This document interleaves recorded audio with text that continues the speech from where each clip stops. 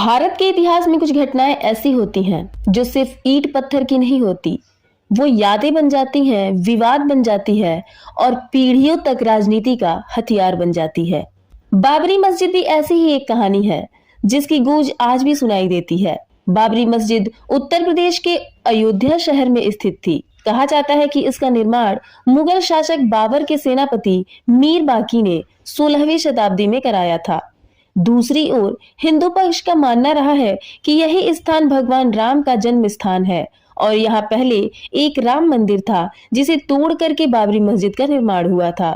और बस यही से शुरू हुआ आस्था बनाम इतिहास का विवाद। आजादी के बाद यह मामला अदालत तक पहुंच गया।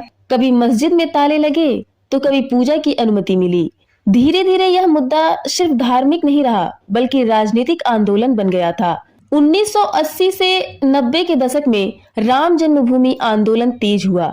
एक दिन ऐसा आया जिसने देश की राजनीति बदल कर रख दी। 6 दिसंबर 1992 इस दिन अयोध्या में हजारों कार सेवक इकट्ठा हुए और देखते देखते बाबरी मस्जिद को गिरा दी गई। सरकार और प्रशासन भीड़ को रोकने में असफल रहे। इसके बाद देश भर में भयानक दंगे हुए, हजारों लोगों की जानें गईं। और फिर ये सब यही नहीं खत्म हुआ। इस आंदोलन से कई बड़े राजनीतिक नाम जुड़े थे, जैसे लाल कृष्ण आडवाणी, मुरली मनोहर जोशी, उमा भारती जैसे नेता। राम मंदिर आंदोलन को राजनीतिक रूप में आगे बढ़ाने वाले ये मुख्य थे। बाद में कई जांच आयोग बने, मुकदमे चले और यह मामला वर्षों तक अदालत में रहा। तारीख पर तारीख आते रहे। लंबे कानूनी संघर्ष के बाद सुप्रीम कोर्ट ने फैसला सुनाया। विवादित जमीन पर राम मंदिर बनेगा और मुस्लिम पक्ष को अलग जगह जमीन दी जाएगी उनके मस्जिद के लिए। आज अयोध्या में राम मंदिर बन चुका है, लेकिन कहानी यही खत्म नहीं हुई। ये कहानी अब अयोध्या से उठ करके मुर्शिदाबाद कैसे पहुंच गया। पश्चिम बंगाल के मुर्शिदाबाद में एक नई मस्जिद के शिलान्यास ने फिर से बहस छेड़ दी है। इस शिलान्यास को करवाया है हुमायूं कबीर ने। ये तृणमूल कांग्रेस के विधायक थे। कुछ लोगों ने इसे बाबरी मस्जिद भी कहना शुरू कर दिया और यहीं से विवाद खड़ा हो गया। समर्थन करने वालों का कहना है कि संविधान हर धर्म को पूजा स्थल बनाने की आजादी देता है। यह सिर्फ मस्जिद नहीं है बल्कि शिक्षा और स्वास्थ्य से जुड़ा सामाजिक परिसर बताया जा रहा है। इसे धार्मिक अधिकार से जोड़ करके देखा जाना चाहिए। लेकिन विरोधियों के भी दलीलें अलग ही लेवल पे हैं।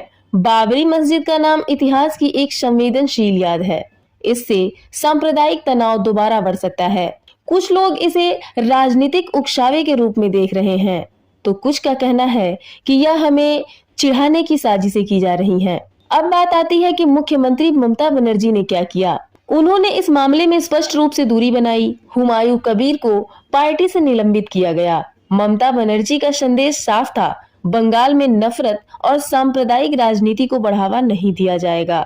यानी सरकार ने न खुला समर्थन किया न खुला विरोध, बल्कि शांति और कानून को प्राथमिकता दी है। इन सारी बातों को बताने के बाद मेरा सवाल आप सबसे आज भी वही है, क्या इतिहास से सीख ली गई है या फिर वही जख्म नए नाम से दोहराए जा रहे हैं। बाबरी मस्जिद सिर्फ एक ढांचा नहीं थी, वह एक चेतावनी थी कि जब धर्म और राजनीति मिलते हैं तो सबसे ज्यादा नुकसान आम इंसान का होता है।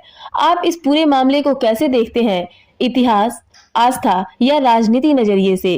कमेंट में अपनी राय जरूर लिखिए। वीडियो पसंद आए तो लाइक, शेयर और सब्सक्राइब जरूर करिए। पल्लवीज राजनीति को मिलते हैं अगली वीडियो में। तब तक के लिए धन्यवाद।